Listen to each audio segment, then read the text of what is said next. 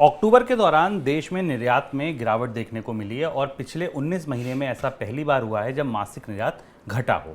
अक्टूबर के दौरान देश से 29.78 अरब डॉलर की वस्तुओं का निर्यात हुआ, जो अक्टूबर 2021 के निर्यात के मुकाबले 17% कम है। इस साल महंगाई को काबू करने के लिए सरकार ने कई वस्तुओं के निर्यात को लेकर पाबंदियां लगाई, जिसका असर अब निर्यात के आंकड़ों पर दिखने लगा है। कहां कहां पाबंदियां लगी? सरकार ने स्टील के एक्सपोर्ट पर टैक्स लगा रखा है, जिस वजह से स्टील के निर्यात में गिरावट आई।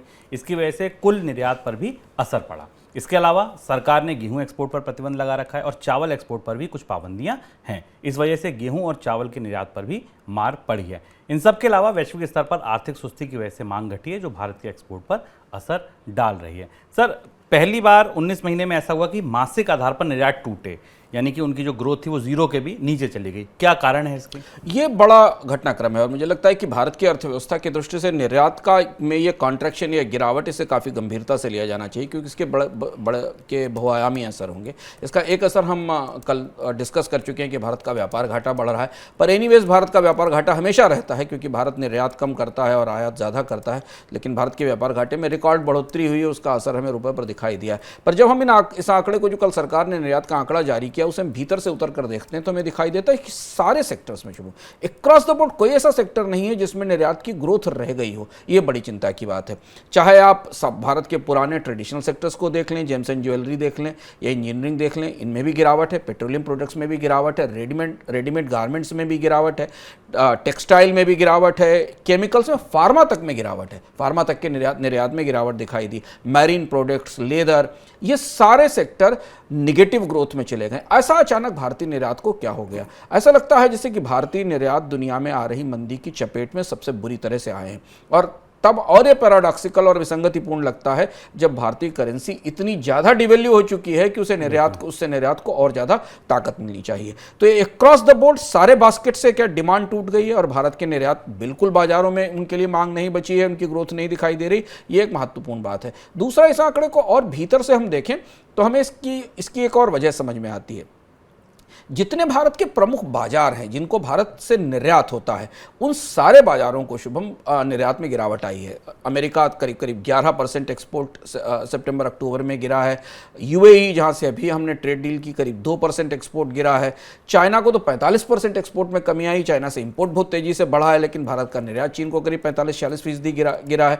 बांग्लादेश को 38% गिरा है। जो पॉजिटिव साइड में एक्सपोर्ट बढ़ने वाले देश थे अक्टूबर तक के आंकड़े के हिसाब से, वो सिंगापुर थे। यूके को भारत का निर्यात तेजी से गिरा है। अब यह परिस्थिति तब बन रही है जब भारत ने पिछले कई सालों की, लगभग 7-8 सालों की जो झिझक थी, जो आग्रह था, उसे छोड़कर ट्रेड डील्स करना शुरू की हैं, या निर्यात के समझौते करने या मुक्त व्यापार समझौते करने शुरू किए, जिसमें एक यूएई के साथ हुआ है। यह चिंताजनक परिस्थिति है, और खासतौर से उस परिस्थिति में जबकि भारत के आयात में कोई कमी हमें नहीं दिखाई दे रही है। वैल्यू टर्म्स में भी और ग्रोथ टर्म्स में भी भारत के आयात में लगातार बढ़ोतरी दिख रही है। तो निर्यात की गिरावट इस समय, जबकि भारतीय अर्थव्यवस्था को मांग चाहिए और ग्रोथ चाहिए, तो ज़्यादा चिंता का विषय बन रही है। सर, निर्यात घटने का जीडीपी पर कितना असर पड़ेगा? दो तरह से हम इसे देख सकते हैं कि भारत, अगर आप सरकार के आंकड़ों के हिसाब से देखें तो भारत के निर्यात का, एक्सपोर्ट गुड्स एंड सर्विसेज का जीडीपी में 2021-22 में हिस्सा करीब 21.4% था।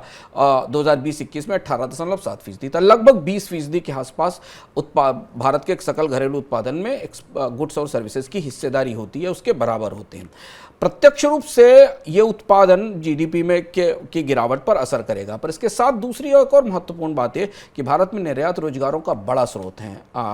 इकोनॉमिक सर्वे ने, जो 2 साल पहले आया था, उसने ये प्रोजेक्ट किया था कि 2006 से 2011 के बीच में निर्यात में बढ़ोतरी के कारण भारत में करीब 8 लाख से ज़्यादा फॉर्मल इनफॉर्मल जॉब्स इंटीग्रेट हुए थे या इस अर्थव्यवस्था में आए थे। उसने ये भी प्रोजेक्ट किया था कि अगर भारत के निर्यात में बढ़ोतरी होती रही तो 2025 तक 4 करोड़ और 2030 तक 8 करोड़ नौकरियां केवल एक्सपोर्ट से आएंगी। भारत का एक्सपोर्ट एक इम्पॉर्टेंट कंट्रीब्यूशन करता है भारत के रोजगारों में। बेकारी के इस दौर में निर्यात क्षेत्र में निर्यात गिरना, यानी उत्पादन में कमी का संकेत नौकरियों के लिए भी तो बुरा ही है। जीडीपी पर इसका कितना असर होगा, क्योंकि उत्पादन कम हो रहा है, इसके बारे में हमें जीडीपी के आंकड़ों के तौर पर दिखाई देगा। पर एक और चीज़ यहाँ ध्यान रखना ज़रूरी है कि भारत की अर्थव्यवस्था में उत्पादन की दृष्टि से ये डबल वहमी है।